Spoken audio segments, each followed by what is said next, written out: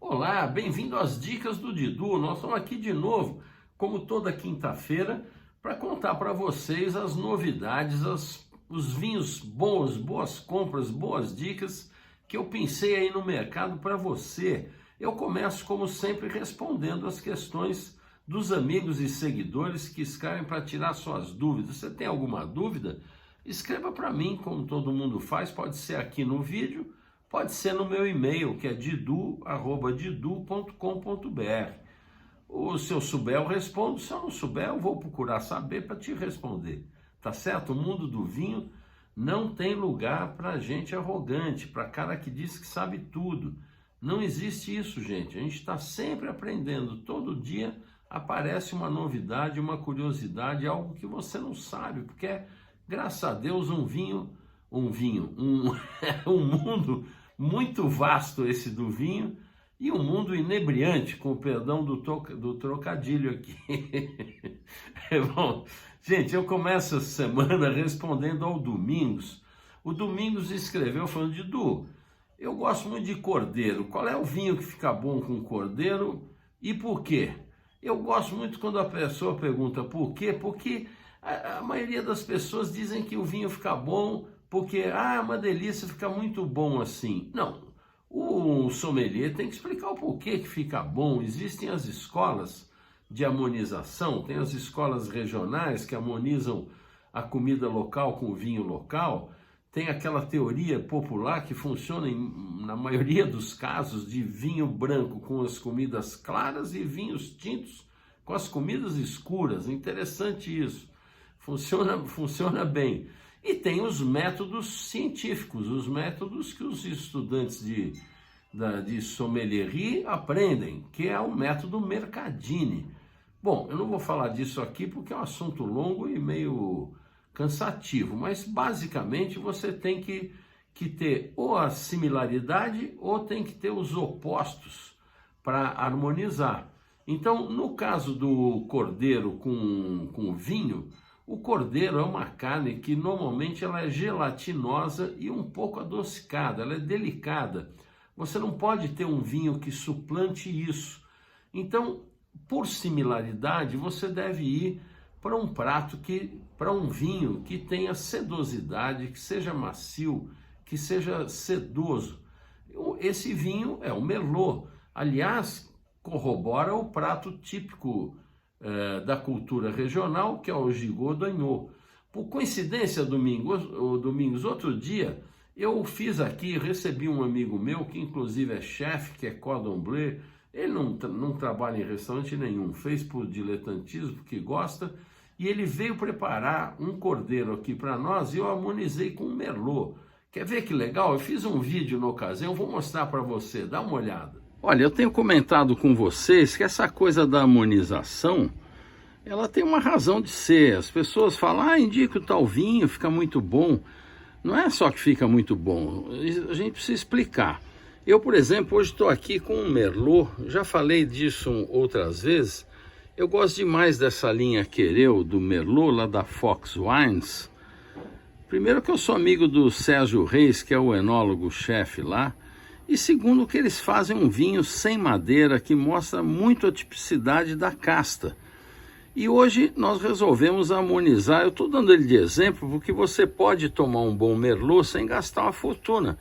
Esse aqui está na faixa dos 60 e poucos reais, lá na Premium Wines. Bom, nós vamos fazer hoje um prato típico para essa uva aqui, que é um cordeiro, um pernil de cordeiro. E por que ele vai bem? Que é a razão do meu post. Ele vai bem porque a carne do cordeiro costuma ter aquela coisa meio gelatinosa e um pouco adocicada. Então fica bom com um vinho que é de corpo médio e muito sedoso, macio, aveludado, como é o caso da Merlot. Então eles se casam muito bem, corpo médio, com aquela doçura e aquela carne que é delicada do cordeiro. E eu vou fazer inclusive a receita passo a passo para você acompanhar. você depois pode repetir na sua casa, porque não dá muito trabalho. E eu tenho hoje um amigo meu aqui que ainda por cima é um cordon bleu. Então nós vamos saber como é que se faz direito. Não é o Didu cozinhando do jeito sporcaccione dele, não. Vamos ver? Bom, o que nós temos aqui? Um pernil de cordeiro. Nós temos alecrim, alho, gengibre em pó, mostarda. Tudo de boa procedência, né? Um azeite, tá certo? Tá cheiroso, Zé? Hein? Olha, é importante você dar uma limpada nessa pequena capa que vem em torno da perna, né? Você vai ver como é que faz, não é fácil não.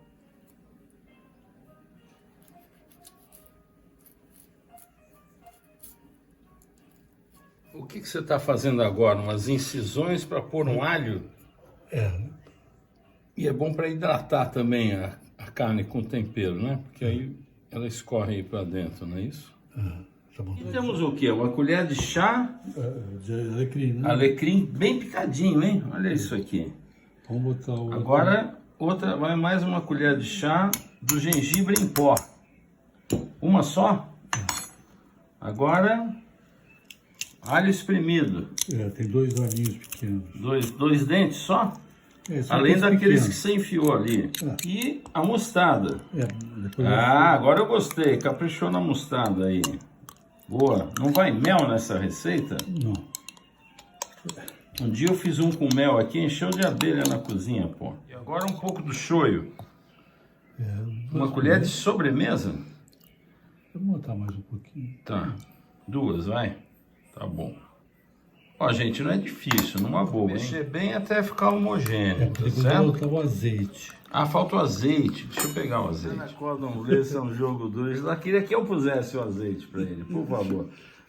Então é você virar o lado desse pernil para aplicar um pouco desse molho embaixo. Tá certo? Porque depois ele vai voltar à posição original aqui na assadeira, que ideal é que você tenha essa grelha que tem uma altura aqui, vocês estão vendo? Ela segura a uma distância para ele não ficar colado na assadeira, porque senão aquele caldo ele vai soltar um caldo e acaba deixando embaixo cozido e não assado, né? E você vai fazer o molho dele. Exatamente. Olha lá, gostaram de ver a técnica aqui? Agora o resto do molhinho vai aqui por cima. O ideal, para quem é craque mesmo, tem um pincel. Esse meu amigo tem um pincel. Olha a cara dele, ele tem pincel para fazer isso. Depois que essa carne já descansou e o forno já está quase no ponto, você acrescenta umas batatas. Eu comprei dessa vez para experimentar um tipo novo aqui, orgânico, uma batata escura. Vamos ver como é que ela é. Então, o que meu amigo sugere é lambuzar com azeite e alecrim, que nós vamos fazer agora, e colocar na assadeira. Bom, agora estão aqui as batatas que foram untadas no azeite com sal, pimenta. Tem pimenta do reino também, não? Gengibre, alecrim, tá certo? E vai pro forno. E vai ao forno.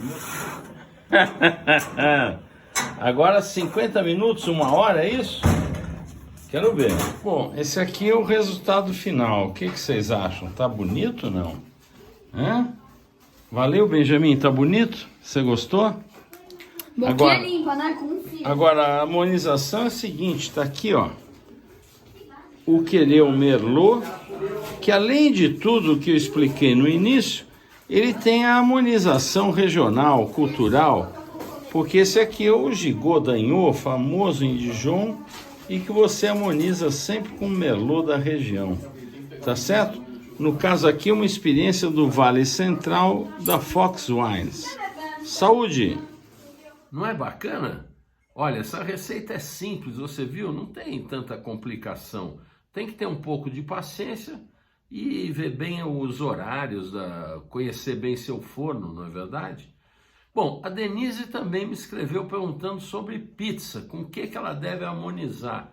Ó, Denise, a minha experiência, eu inclusive tive um grupo de degustações numa ocasião, naquela pizzaria Primo Basílico, que ainda existe ali na Alameda Gabriel Monteiro da Silva. Eu morava ali perto muitos anos, e eu fiz um grupo ali de degustações testando vários vinhos com várias pizzas. Era um programa bem bacana.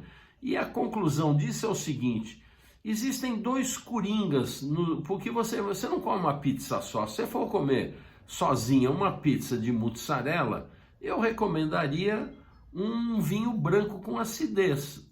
Então, por exemplo, um Sauvignon Blanc fica bom, porque o queijo é muito gorduroso e ele precisa de acidez.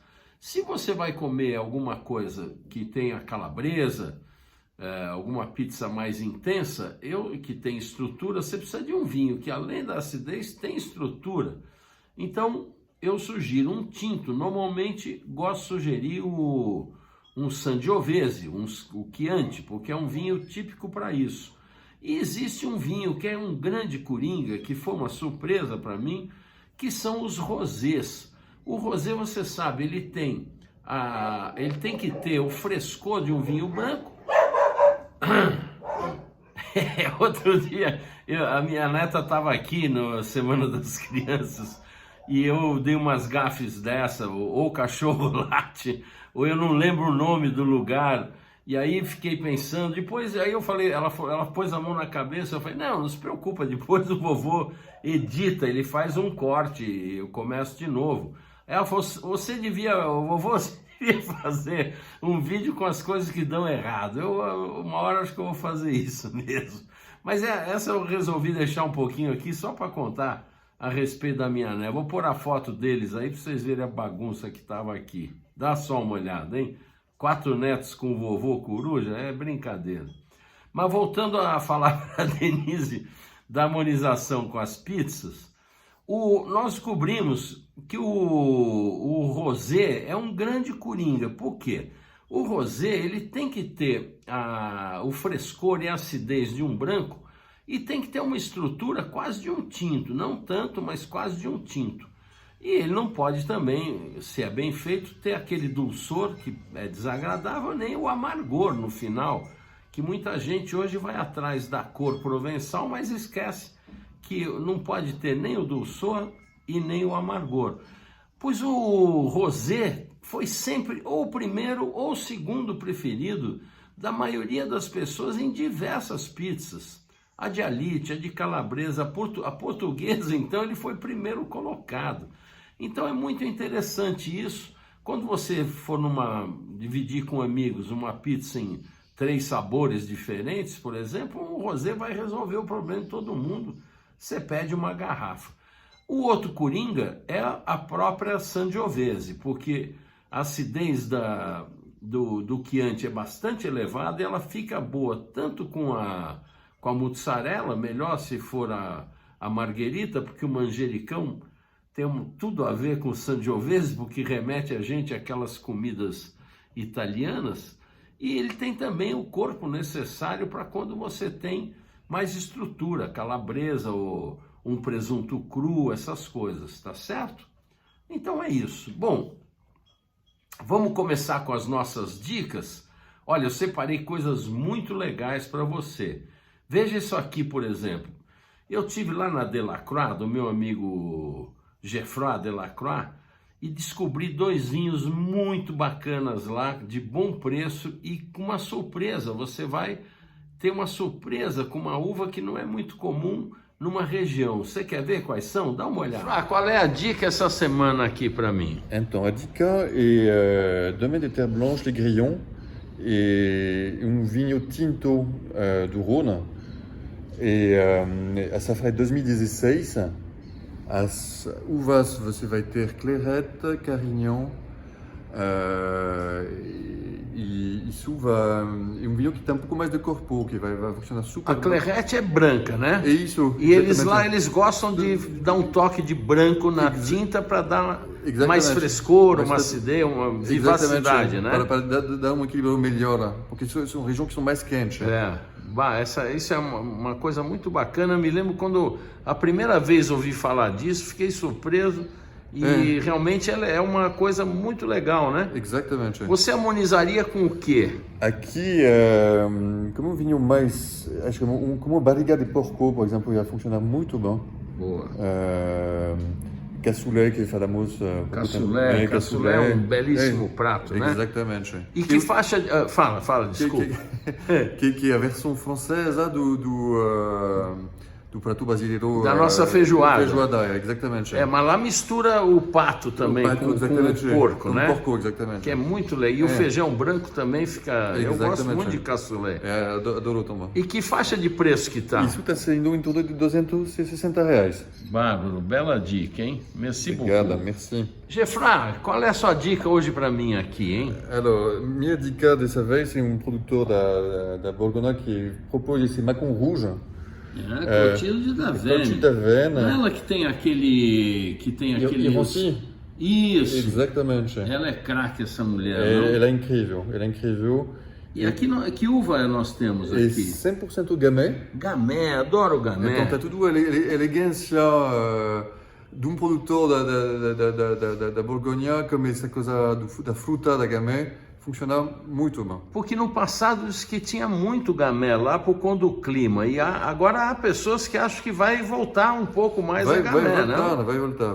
Mas foi quase proibido pelo... Isso os monges. Os monges, o Duque de Bourgogne, na verdade. Pois que não gostava que estava ameaçando de morte as pessoas que estavam plantando Gamay. Chegou a esse ponto? Chegou nesse ponto. Mas é uma grande uva, eu acho que ela tinha que ter mais prestígio, é uma delícia. É fantástico. E versátil, né? Você harmonizaria com o que, Gefra? Isso, como muito boas terrines, queijos, feijoada, isso vai funcionar muito bem. Sanduíche, exatamente. Claro. Que faixa de preço, Gefra? Isso está em torno de R$160. Ó, belíssima compra. Merci beaucoup. Je vous en prie. Bom, na 20 vinhos, eu achei também 2 vinhos muito legais que eu quero indicar para você. O primeiro é esse Merlot com Malbec do sudoeste da França. É do produtor Georges Vigouroux. O Georges Vigouroux é um craque, um cara muito respeitado na região, faz os Malbec tradicionais, ele tem vinhas maravilhosas, o lugar é lindo. E com a sua tradição na região, ele tem vinhos de vários níveis. Esse daqui é um vinho de R$119 e é, na verdade, um grande achado, porque você vai ter uma facilidade de harmonizar com uma série de pratos, porque ele tem tanto a sedosidade, a maciez de um Merlot com a estrutura de um Malbec. Então, desde um cassoulet, por exemplo, num dia frio, os ensopados de carne, de um modo geral, ficam muito bons com esse vinho. Você também pode ter os pratos triviais. Eu gosto sempre de falar dos pratos do dia a dia. Esse vinho com arroz, feijão, bife e uma verdurinha refogada fica fenomenal. E a R$119. Eu também aqui na mesma 20 vinhos selecionei esse Barbera d'Asti.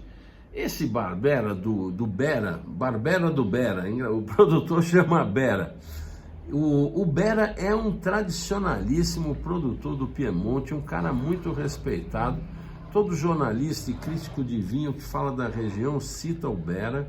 E isso aqui é um achado, porque custa R$163 e é um show de vinho e ele foge ao normal, porque normalmente o Barbera d'Asti costuma ser um vinho delicado, com muita acidez, de corpo médio. Esse não, esse é encorpadão, aquele Barbera estruturado, guloso, vai harmonizar especialmente com pizzas, com a pizza de calabresa que a gente falou há pouco, as massas com ragu de carne, as carnes de panela tão comuns. Não deixe de aproveitar, R$163. Olha, é tanta coisa legal, né, gente? Eu tive também na World Wine, que é um lugar que eu gosto sempre de ver. Eles têm sempre ofertas ótimas e tem sempre novidades. E é um lugar onde eu encontro muito vinho no estilo que eu gosto, de leveduras indígenas, que tem fermentação espontânea. Isso é uma herança já do Celso Lapastina, o pai da Juliana, que gostava desses vinhos. e sempre teve grandes coisas lá, como tem até hoje. E eu tive lá e dá uma olhada, que legal essa oferta que eu vou contar para vocês. Eu falo desse Glup de Carignan, custa R$ 144, gente. É lá do Maule. Por que é legal esse vinho? Esse vinho é legal porque ele é do Júlio Bouchon, que é o filho do J. Bouchon, que também é Júlio, de uma empresa, eu até fiquei hospedado lá, um pessoal muito tradicional, uma casa lindíssima, e o Júlio resolveu partir para um projeto dele chamado Longa Vie. São várias parcelas que ele descobre e ele acaba arrendando essa parcela do produtor e fazendo vinhos no estilo que ele quer. Fermentação espontânea, com toda a expressão do terroir do lugar, um vinho delicioso. Ele teve aqui, eu provei várias coisas que ele está fazendo, e esse projeto Longa Vie tem um parceiro que é sul-africano e ele tem lá também esse projeto. Espero que venha logo para o Brasil. R$ 144 na World Wine, não deixe de provar. E a outra dica aqui na World Wine é esse De Paula, custa R$ 150, é um monastrel de vinhas velhas de mais de 50 anos, lá de Manchuela. Olha, a monastrel é uma uva muito sedutora, é um bom exemplo. A gente precisa sempre aproveitar as oportunidades para conhecer novas uvas, conhecer novos terroirs e fazer as experiências. Esse vinho é para pratos de médio corpo, para os assados, para os queijos. Eu gosto muito dos queijos manchego, que com os vinhos espanhóis fica muito bem, até aqueles mais curados. É uma oportunidade boa de você aumentar seu conhecimento sobre terroirs e sobre tipicidade de uvas. R$ 150 na World Wine. Que tal, gente? Estão boas as dicas, não? Eu falei para você. Agora, para encerrar com chave de ouro, gente do céu, dá uma olhada o que eu achei para vocês na Mistral, que eu não sabia que já estava no mercado, eu tinha lido a respeito, mas cheguei lá, tem um lançamento, um branco e um tinto, que vocês vão ver, que surpresa legal, dá uma olhada. Então, como eu falei, para terminar com chave de ouro, que tem duas preciosidades. O Ida Branco de Carricante. A Carricante é uma uva típica lá da Sicília, todo produtor diz, Sicília não é uma isla, hein? Sicília é um continente. Não é barato, custa R$ 804, mas esse vinho é de ninguém menos que o Ângelo Gaia, gente. O Ângelo Gaia foi lá para a Sicília, lá para o Etna, e resolveu fazer dois vinhos lá, associado com o Alberto Grassi, que é um cara renomadíssimo da região, e ele está oferecendo um branco e um tinto. O branco é da uva Carricante, uma uva muito interessante, ela é densa, tem maçã, broto de laranja, anis, um toque de acidez maravilhoso, um vinho, olha, um vinho muito sedutor, maravilhoso, gente. Vale a pena conhecer o talento do Ângelo fazendo um vinho branco do Etna da uva Carricante, R$ 804. E tem também o tinto, no tinto, que é o Ida Tinto de Nerello Mascalese, com um pequeno toque de Nerello Cappuccio. A Nerello Mascalese é a uva muito fina lá da Sicília, né? E a Sicília, quando todo mundo achava que não tinha novidades, aparece essa elegância, essa finesse dos tintos da Sicília. O Ida Tinto custa R$ 771. E você deve estar achando estranho esse nome. Eu também fiquei curioso e eu descobri que o nome significa ela, como os sicilianos na região se referem ao vulcão Etna no dialeto local.